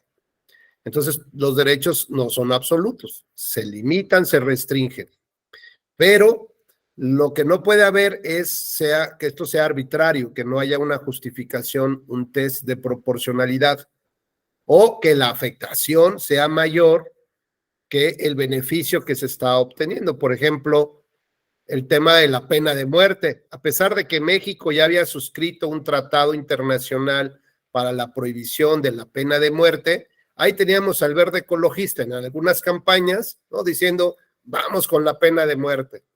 Hay otros tratados internacionales, por ejemplo, para la prohibición de la castración química. Y ahí estaban otros igual, ¿no? Creo que igual el Verde. Vamos a castrar a los violadores. Bueno, la Corte Interamericana, por ejemplo, ha resuelto que las leyes del perdón o del punto cero, del borrón y cuenta nueva, de todos los crímenes que han pasado en algunas épocas de las dictaduras, son inconvencionales porque debe de prevalecer el derecho a la verdad. Hay todavía personas ya que son incluso hasta abuelos, que todavía no saben quiénes fueron sus papás porque fueron arrancados de las casas de sus padres y llevados a otros países, ¿no? Pues porque, pues no sé, en la dictadura militar argentina, por ejemplo, o igual la chilena. Entonces, o por ejemplo con las fuerzas antigobierno en Colombia, las FARC, pues de pronto dijeron, vamos a emitir una ley que ya dijera, ya, a ver, ya dejémonos de pleitos. Lo que pasó, pasó, como diría la canción. Lo que pasó, pasó, y aquí es un punto cero y un inicio, ¿no? Bueno, la Corte ha determinado, a ver, espérame, porque hay otro derecho humano que es el de conocer la verdad, el acceso a la verdad y sobre todo la reparación de daños, y la gente tiene derecho a saber qué pasó y por qué pasó y quiénes lo hicieron. Bueno, pues a pesar de eso, Fox quería establecer también una ley de indulgencia ya para todos los narcotraficantes y todos los delincuentes, y a decir, bueno, a ver, este es el punto cero y vamos a seguirlo. Bueno, pues lo mismo pasó en el Perú. Sus leyes de amnistía y de perdones, pues también fueron declaradas inconvencionales. Entonces, veamos cómo, pues a veces perdemos también la óptica de lo que pasa a nivel internacional y cuáles son los impactos que se tienen en las resoluciones. Entonces, lo que podemos concluir es esto. Se puede matizar en cuanto a la afectación, las afectaciones a derechos humanos. Pueden ser constitucionales, sí. Por ejemplo, el artículo 8 el 23 de la Convención, que nos habla de los derechos político-electorales, que pueden ser limitados excepcionalmente, por ejemplo, por la edad. Esto es, si el voto tiene como principio que es universal, eso significaría, bueno, pues que cualquier persona en México debería de votar o podría votar. Y dirían, pues desde el recién nacido, pues sí, pero se establece una limitante a ese derecho fundamental de los recién nacidos a partir de la edad. Oye, pero si yo quiero que sea a los 16 años, pues no, va a ser a partir de los 18. O a lo mejor en una próxima reforma dijéramos, como yo siempre he pensado, por ejemplo, para el caso mexicano, es que la edad de votación debería de subirse a los 23 años, que es más o menos cuando terminas tu instrucción profesional y ya realmente te asumes como ciudadano y te responsabilizas por tus actos. Ya sabes cuánto te cuesta separarte de tu casa, porque ya te quieres ir de tu casa, quieres tener tu departamento, tu coche, y sabes que lo que te pagan en esa institución, ¿no? O en esa empresa, pues no te alcanza como para tener ni la mitad de lo que tienes en la casa de tus papás. Y entonces le sigues delegando a tus papás el problema de la preocupación, cuando en realidad tú ya tienes que tener, digamos, tienes que dejarles espacio ya a tus padres para que los padres pues empiecen ya a disfrutar esa vida, digamos, ya se esforzaron hasta los 18 años de sus hijos para que ellos empiecen a gozar ya su vida de adulto, ¿no? Y no estén todavía dándole el dinero para la gasolina al chavo de 27, 28 años que le pide prestado el carro al papá, o que la mamá le tiende su camita y le da de comer y luego se va al refri y se atasca de todo y se queja de que no hay comida. A ver, vete tú a la calle, ¿no? Y me refiero es no expulsarlo de la casa, sino que las tradiciones culturales o la idiosincrasia de algunas poblaciones es que a partir desde los 16 años te voy a dar clases, te voy a instruir de cómo vas a tener una vida independiente. Y tu vida independiente significa que te responsabilices por el pago de los impuestos, que además sepas dónde contratas un plomero, ¿no? Cómo funciona la electricidad. Es decir, que te preparen ya para tener esa vida independiente. Y claro, cuando sales a trabajar y tienes un sueldo como el del que rebana el jamón en el Walmart, pues dices, bueno, ¿dónde voy a vivir con esto? Y empiezas a ver en el periódico, en el internet, los costos de renta de vivienda y te vas de espaldas. Dices, bueno, pues ya no voy a vivir ahí en el fraccionamiento donde viven mis papás, pues unas calles más alejadas, una colonia más alejada, y te das cuenta que tampoco alcanza para eso, así que empiezas a juntarte con otras personas que pues van a rentar un departamentito, un cuartito. ¿Y cuánto vale una cama? Y el colchón, no manches, y tengo que comprar la lavadora, y cuando te das cuenta, pues te dicen tus cuates, oye, vámonos de fiesta el viernes, ¿no? Y a lo mejor te vas de fiesta y te tomas 3, 4 chelas, y luego resulta que ya no tienes para comer durante 15 días porque te excediste, porque no te organizaste en tus gastos. En cambio, si vivieras con tus papás, bueno, pues vas y les pides la lana, o sea, no te importa lo que está pasando en el mundo real. Así que cuando sí te importa es cuando realmente asumes conciencia ciudadana de las políticas que se están implementando por los gobiernos también para los jóvenes. Entonces, me parece que esto no va ligado con la edad, va ligado con una educación y una conciencia realmente de ciudadano. Y no digo que sean todos, ¿verdad? Pero es como, por lo menos en mi percepción, es lo que pasa en México. Entonces, la definición de si son a los 16, 18 o a los 25 años es algo que a la Corte no le debería de importar. La Corte no es competente para conocer eso. Si quitamos los diputados de RP, tampoco es un tema que le importe, mientras se respeten el piso mínimo que nos identifica como una democracia representativa, ¿correcto? Pero al mismo tiempo, si no tenemos este conjunto de condiciones externas como libertad de prensa, como oposición, como transparencia, rendición de cuentas, sistema anticorrupción, si no tenemos todo eso, significa que pues la edificación de nuestra casa pues aparentemente está bien, pero todo su contexto está muy mal. Y en cualquier momento, nuestra democracia que está colgada con alfileres se puede caer. ¿Por qué? Porque requiere de todas esas otras condiciones necesarias para tener una vida digna, un derecho humano a vivir en democracia representativa. Entonces decíamos que los ciudadanos toman las decisiones, discuten y toman decisiones, pero mientras más grande es la comunidad o más actividades tengan, elegimos a los representantes. Así que hay una democracia, digamos, directa cuando nosotros elegimos a nuestros representantes. Y hay una democracia indirecta cuando elegimos a alguien que nos represente para que tome decisiones de las elecciones. Por ejemplo, en Estados Unidos, para las elecciones presidenciales, la ciudadanía vota por grandes electores que representan un grupo de votos. Y después esos grandes electores se reúnen y ya entre ellos emiten sus votos o el peso de cada uno de sus votos y ya se determinará quién es el presidente de Estados Unidos.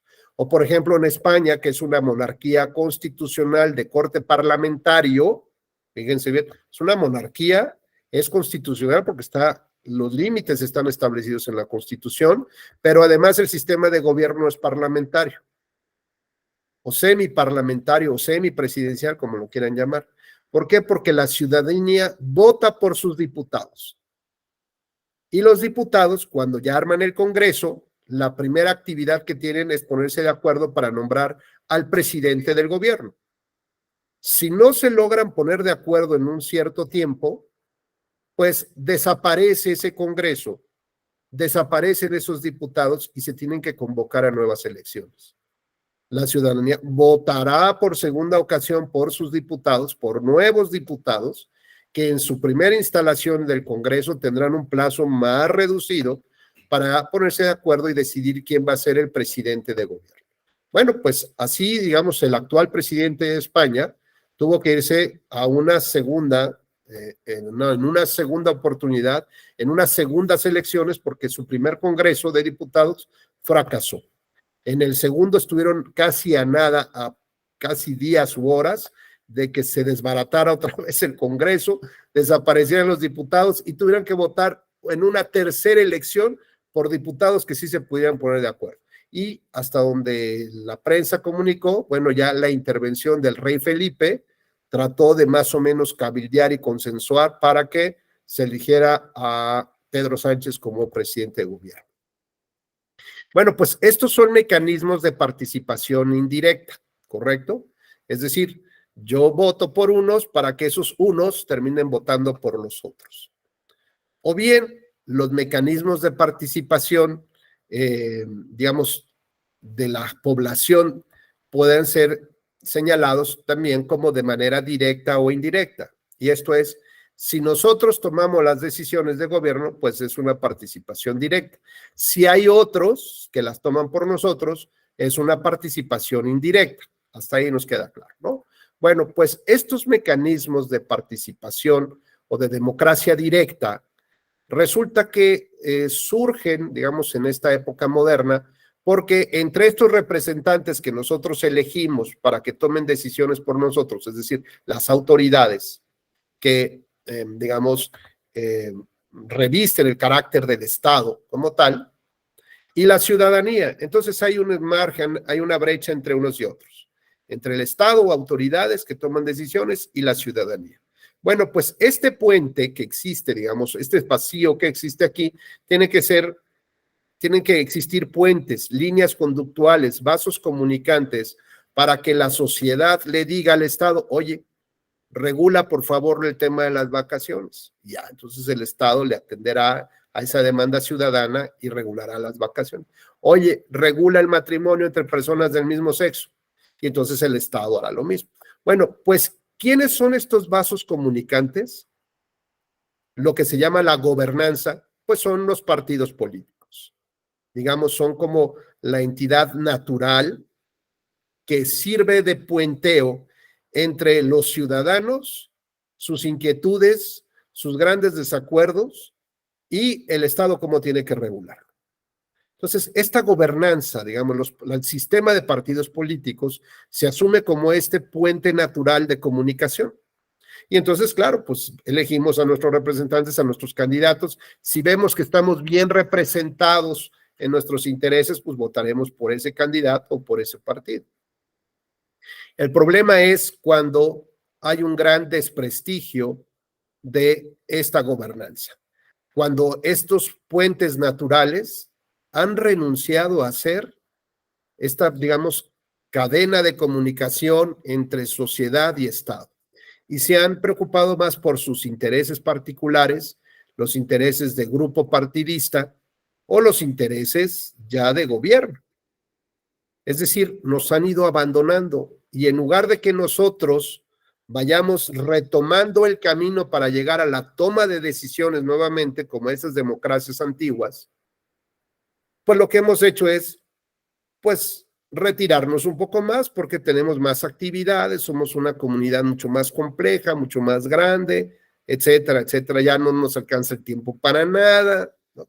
Entonces nos retiramos mucho, digamos, de esta discusión. Es como del fraccionamiento.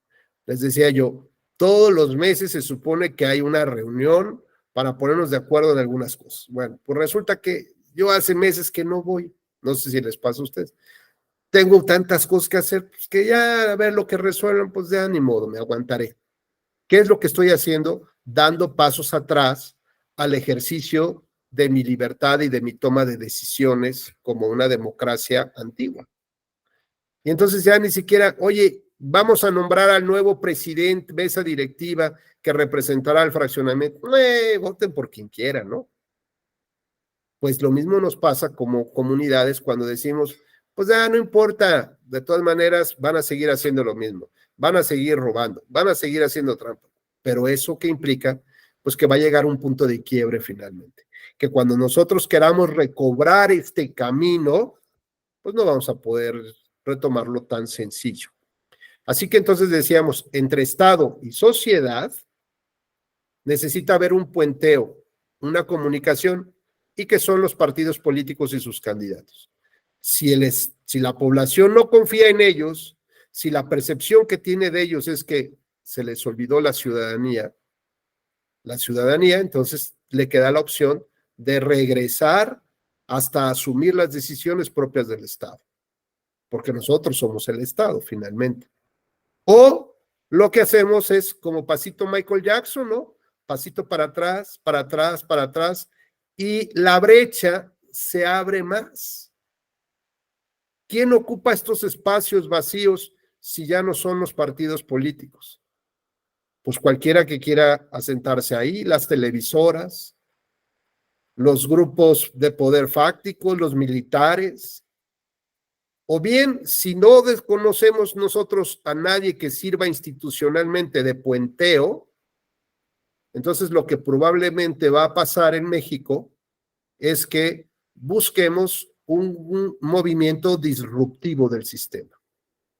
¿Se acuerdan este grupo que se llamaba Frena? Que se instaló ahí frente al Palacio de Gobierno ahí un buen rato les preguntaban a sus líderes, según lo que veía yo en medios de comunicación, que por qué no formaban partido político. Y decían, porque no creo en los partidos políticos, porque no creo en el sistema. Entonces, ¿en qué crees? En un movimiento nuevo, es decir, en una disrupción del sistema. Alejado del sistema, alejado de la institucionalidad, yo voy a imponerme ahora con unas nuevas reglas, con una nueva institucionalidad. Y eso, cuando confrontas a la institución, al ejército y las autoridades, lo que va a provocar es una guerra civil o movimientos políticos violentos muy fuertes. Bueno, pues fíjense que la Corte Interamericana, cuando resuelve esta consulta, esta opinión consultiva de Colombia, hay una frase que es impactante.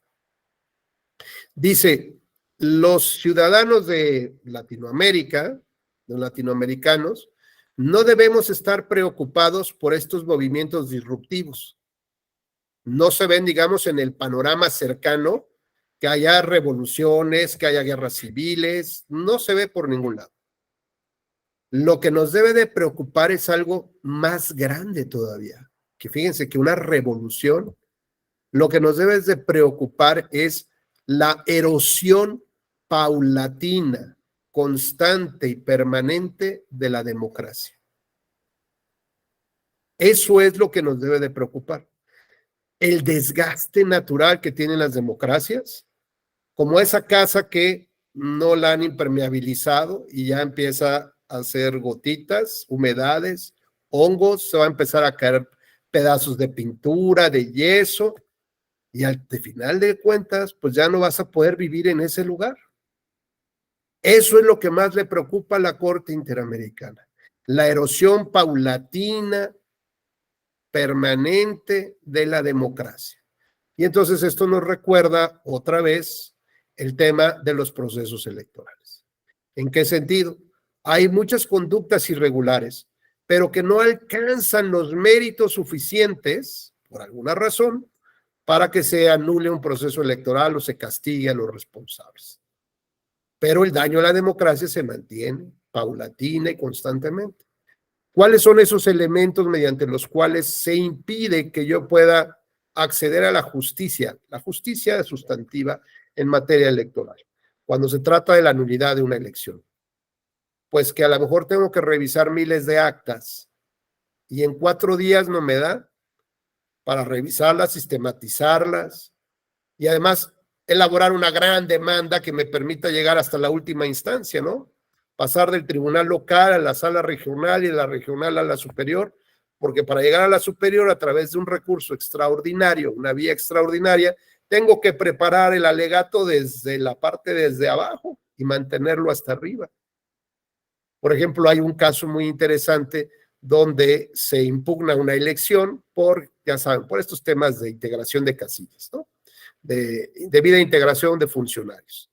Y resulta que, pues, no le asiste la razón ante el tribunal local, llegan a la sala regional y la sala regional, pues, también resuelve y dice, se confirma la resolución, no se anula la elección. Bueno, pues, está bien. Pero casi a la par sale el dictamen consolidado del INE en materia de fiscalización.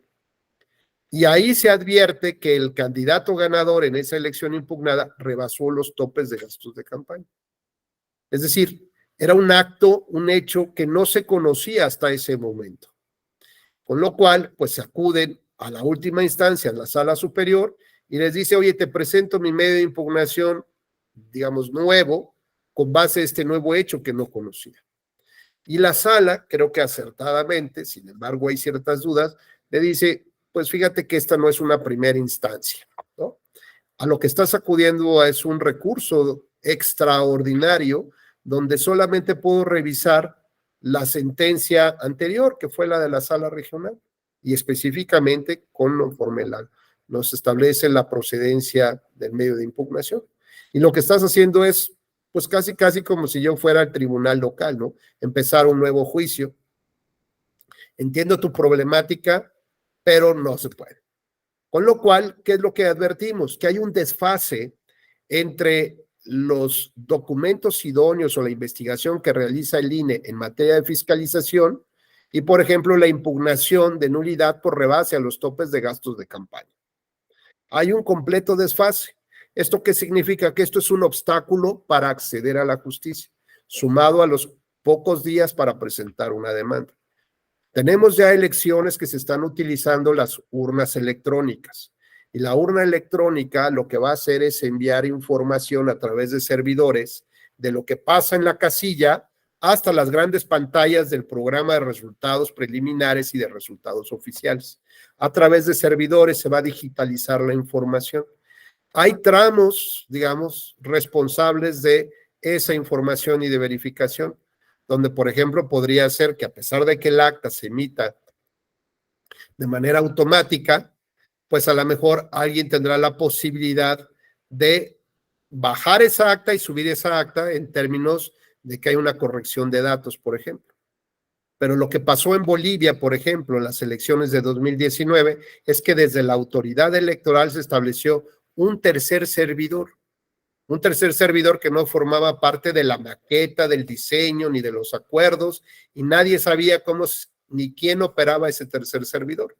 Bueno, para poder establecer que en ese tercer servidor había la posibilidad de modificar los resultados sin que nadie se diera cuenta, de bajar y subir actas, de alterar actas, pues se requirió de unos peritajes informáticos que no se hicieron en 4 días, duraron meses, ¿no? La investigación. Bueno, estas pruebas son periciales. Nuestro sistema de nulidades mexicano prohíbe las periciales cuando se trata de el análisis de los resultados electorales. Si ahora la democracia va a ser e-democracia, va a ser digital, las votaciones van a ser digitales, pues ni siquiera nuestro sistema permite, primero, que en 4 días realmente puedas hacer un estudio de algo. Segundo, que además puedas ofrecer pruebas periciales informáticas cuando el sistema te las prohíbe. Y tercero, ¿de dónde vas a sacar, digamos, la oportunidad para que la autoridad te abra sus correos, te abra sus contratos, ¿no? Esto tuvo que ver, solamente se pudo realizar a través de un convenio internacional. Otra vez volvemos a la justicia y a los temas internacionales. Un tema internacional entre la Organización de Estados Americanos y su observación electoral. Firmaron un convenio con el gobierno de Bolivia, donde asumieron que las determinaciones de ese comité de expertos iban a ser vinculantes para el gobierno, incluso más allá de lo que resolvieran sus tribunales electorales o sus autoridades electorales.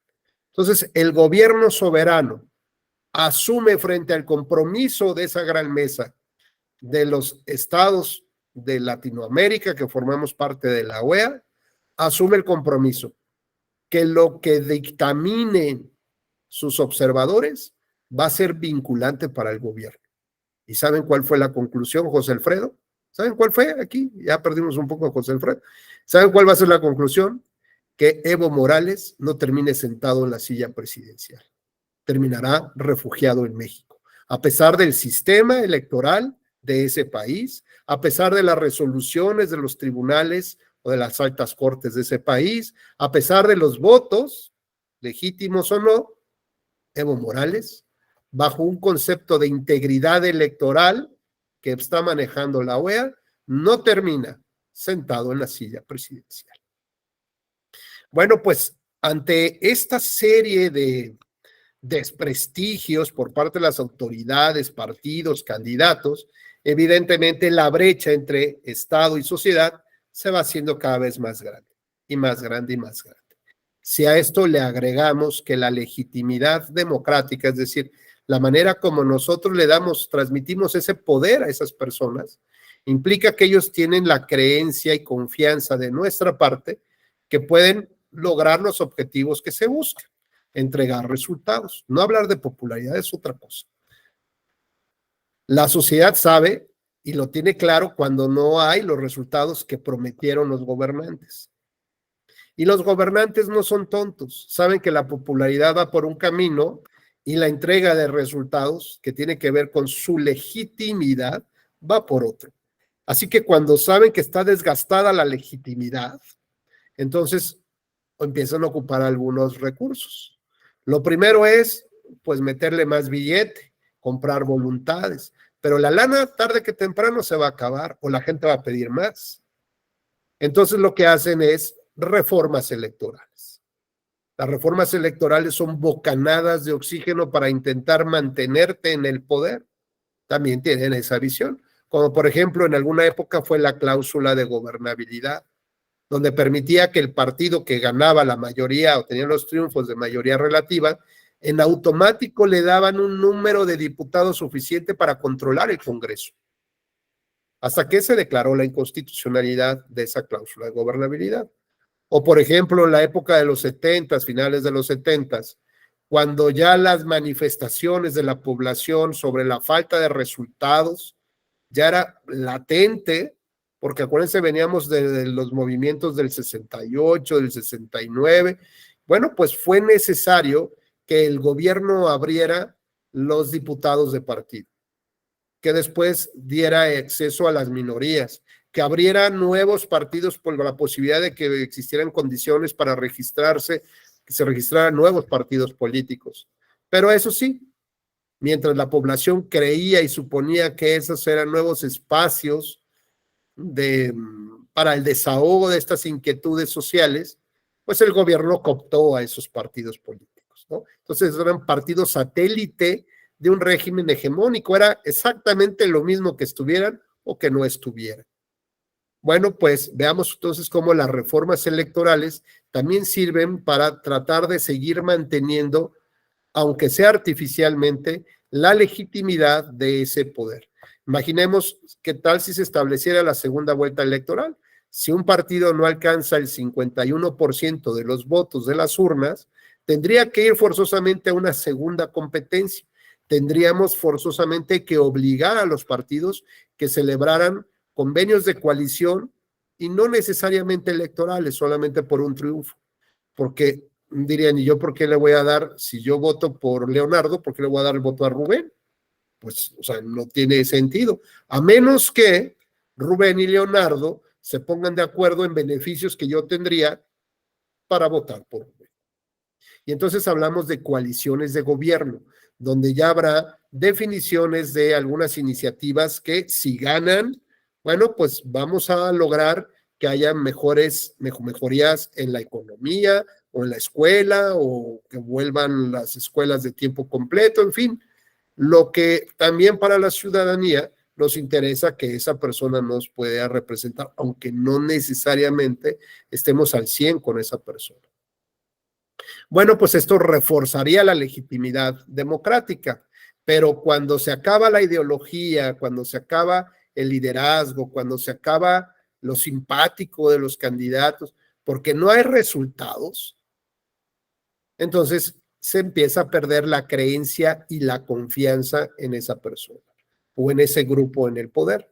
Entonces, si no es con reparto de dinero, si no es con reformas, la única solución que queda es sacar el ejército a las calles para tratar de imponer el miedo y de imponer autoridad y decir, mejor no me meto en eso y yo mejor sigo así, me tapo los ojos y no veo, no oigo hasta que no lleguen por mí. Bueno, esto que les platico son evidencias de la historia en Latinoamérica. De cualquier país que ustedes puedan revisar, normalmente así pasó. Gobiernos que entraron por un sistema democrático, por el mal diseño institucional, por la permanencia en el poder, se fueron de manera natural, ¿no? Así de baja, como dirían, como gordo en tobogán, no hay quien te detenga y te vas del régimen democrático a un autoritario, a un totalitario y terminarás en una dictadura.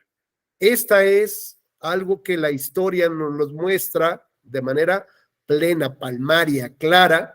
¿Por qué? Pues porque tenemos muchas historias en Latinoamérica que derivado del mal diseño institucional que no permite contener el ejercicio del poder, pues justamente termina abordando o abarcando a los diputados o a los jueces. Cuando reflexionamos en la percepción ciudadana, si el poder legislativo ojo, el poder legislativo, no hablo de una mayoría, si el poder legislativo tiene las credenciales, los méritos suficientes como para decirle a un presidente, gracias por mandarnos su iniciativa, pero aquí vamos a ver si pasa o no pasa, compadre. O pensamos, o tenemos la percepción que el poder legislativo solamente es un levantamanos, que ni una coma se atreverían a cambiarle, porque, bueno, si esa es la percepción que tenemos, significa que está absorbido buena parte del poder legislativo por problemas de su construcción o porque los inquilinos que han estado ahí, pues no le han dado su rezanadita a las humedades, ni han mejorado la edificación. Y lo mismo pasará si 17 años no te pueden dictar una sentencia y has interpuesto casi 100 recursos judiciales, locales y federales, pues significa que hay algo raro, algo sucio, oscuro, turbio, podrido, enmohecido en el Poder Judicial. Mucha gente celebra las determinaciones de la Corte y dicen, hoy sí tenemos Corte. Bueno, pues es que no deberíamos de pronunciarnos así. Siempre deberíamos de tener Corte en uno u otro sentido. Ahora, bueno, lo que voy ya más o menos a terminar antes de dar la palabra a José Alfredo, es que el Estado también encuentra, digamos, cuando advierte que ya hay una gran separación, trata de establecer puenteos naturales para que la ciudadanía tome decisiones de Estado. Y estos son mecanismos de participación democrática directa. Por ejemplo, en el presupuesto participativo. Esto es, la población toma decisión de qué se hace con el dinero o por una parte del dinero. Fíjense que cuando me nombraron magistrado de la Sala Regional Monterrey, vivía yo muy cerquita, colindante con San Pedro Garza García, ¿no? Y había incluso hasta una confusión de límites entre Monterrey y San Pedro. El asunto es que cuando llego en los primeros meses, hay una reunión de los vecinos de mi fraccionamiento para ver en qué iban a invertir el dinero que les devolvía el gobierno del predial. Y yo decía, Chihuahua, ¿y eso cómo? Pues resulta que un porcentaje del predial de esa comunidad podía ser devuelto si pagaban en tiempo y forma y tal cosa. Entonces les podía devolver, no me acuerdo muy bien si hasta un 20% del predial. Y la comunidad decidía en qué lo invertía.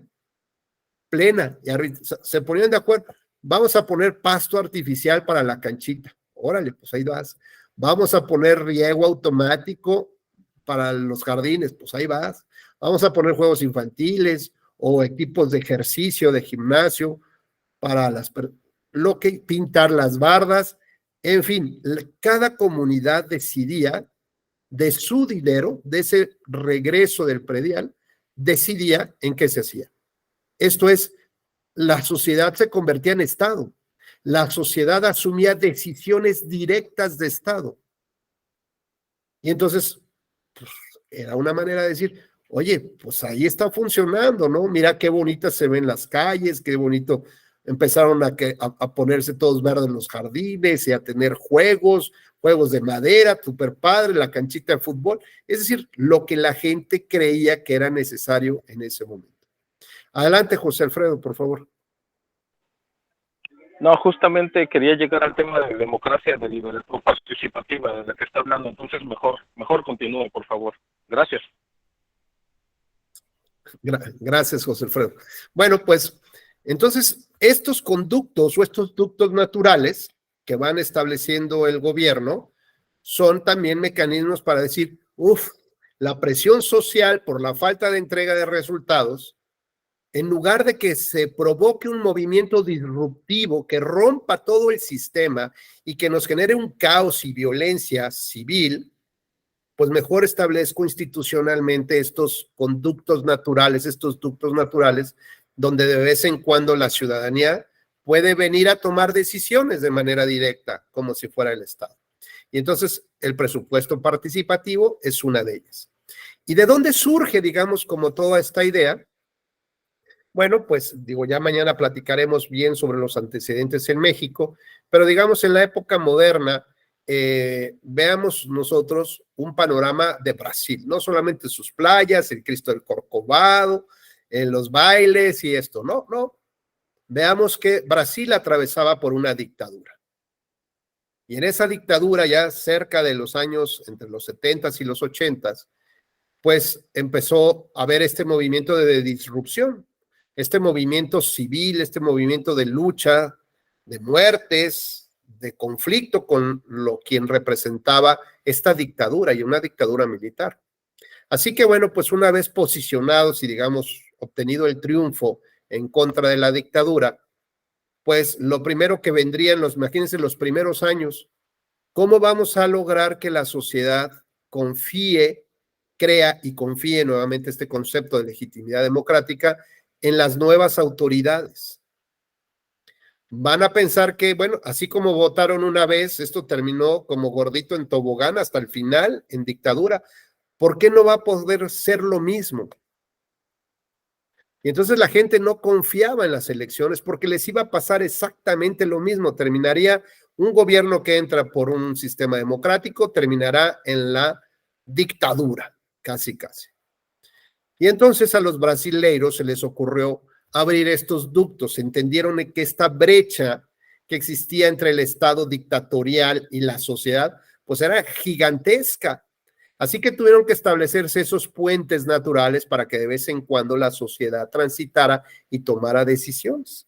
Así que empezaron a elaborar estas ideas del presupuesto participativo, primero muy focalizado en un municipio, en una ciudad, luego en un estado, y entonces la gente se daba cuenta que sí podía tomar decisiones y que además el gobierno respetaba la opinión de la mayoría que tomaba esas decisiones, que participaba de manera directa en la democracia y en toma de decisiones.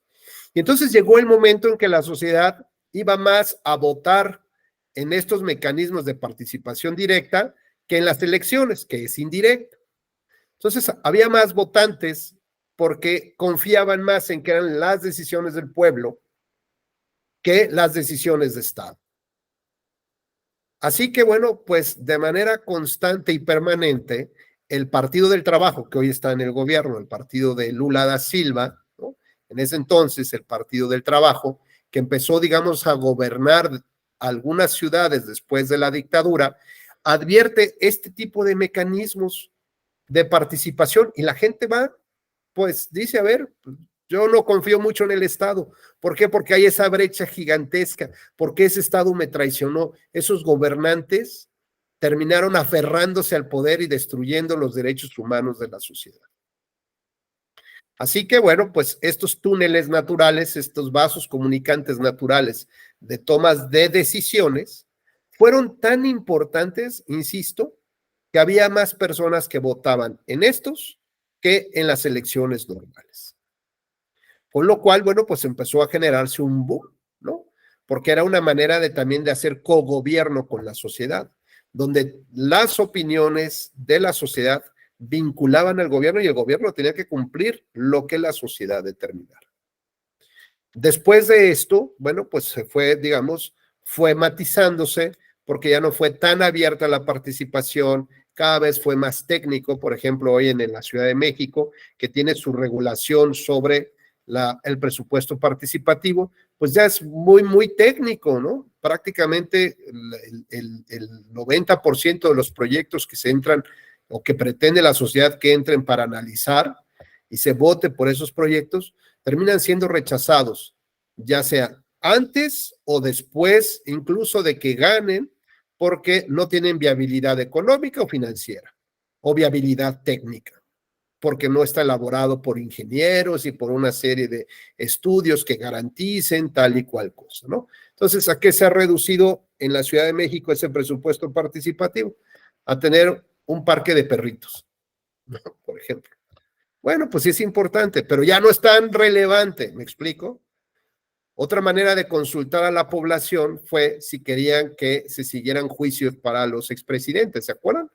Justamente con el ingreso de este gobierno, se estableció una consulta popular, que también fue todo un show, un fracaso, porque además tenían una pregunta muy extraña y la Corte tuvo que remendar la pregunta y hacerla todavía mucho más extraña, porque no solamente era si sí o si no, o sea, la verdad es que ha sido un tema de desastre a nivel nacional, como lo fue la revocación de mandato también, por ejemplo, otro mecanismo de participación directa de la democracia. Adelante, ¿quién alzó primero la mano antes de Leonardo? Sergio, por favor. Sí. Ahorita con esto que está diciendo de que cuando empieza a haber una separación entre lo del gobierno o cuando empieza a crecer la desconfianza de la gente en las decisiones del gobierno, es que surgen estos mecanismos de participación ciudadana. Entonces, con estos mecanismos podemos decir que la democracia crece, se desarrolla, se consolida o solamente pasa de una fase a otra. Pues digamos que son como, velo así como una especie de chimeneas, ¿no? Donde puedes sacar ahí a las inquietudes, pero no te van a resolver el problema. Y sobre todo, si tampoco alientas a la participación de estos mecanismos, pues es algo que lo tienes en la ley, pero que nadie utiliza. Por ejemplo, podríamos nosotros tal vez discutir el día de mañana de qué manera, si nosotros nos apropiamos de estos puentes, de estos vasos comunicantes, podríamos obligar al gobierno a hacer mejores cosas, ¿no? Pero finalmente seguimos muy alejados, donde te puedo apostar que ni el 1 o 2% de la población sabe que existen estos mecanismos. Digo, participó porque la difusión de la revocación, pero que en realidad conozca los alcances, los beneficios y sobre todo cómo puede echar mano de ello, pues esto también provocaría que tuviéramos sociedades más organizadas, ¿no? Porque en otros países, por ejemplo, sí funciona. Por ejemplo, si mal no recuerdo, Islandia desde hace un año y medio, no les fallo exactamente en la fecha, tiene un proyecto de la primer constitución política de Islandia moderna a partir de la consulta popular. Esto es, se han sentado, establecieron un nuevo mecanismo, una nueva ley, donde la ciudadanía elija, vote directamente por los temas que deben estar regulados en su constitución. Es una constitución colaborativa. No es encargada a un órgano específico, ¿no? Esto es un modelo disruptivo completamente de lo tradicional y lo tiene Islandia. Claro, me vas a decir, Sergio, oye, es Islandia, es un lugarcito pequeñito, ¿no? No es como ni siquiera, no llega a lo mejor no ser ni Iztapalapa, ¿no? Puede ser, pero bueno, son modelos que finalmente requieren una atención especial.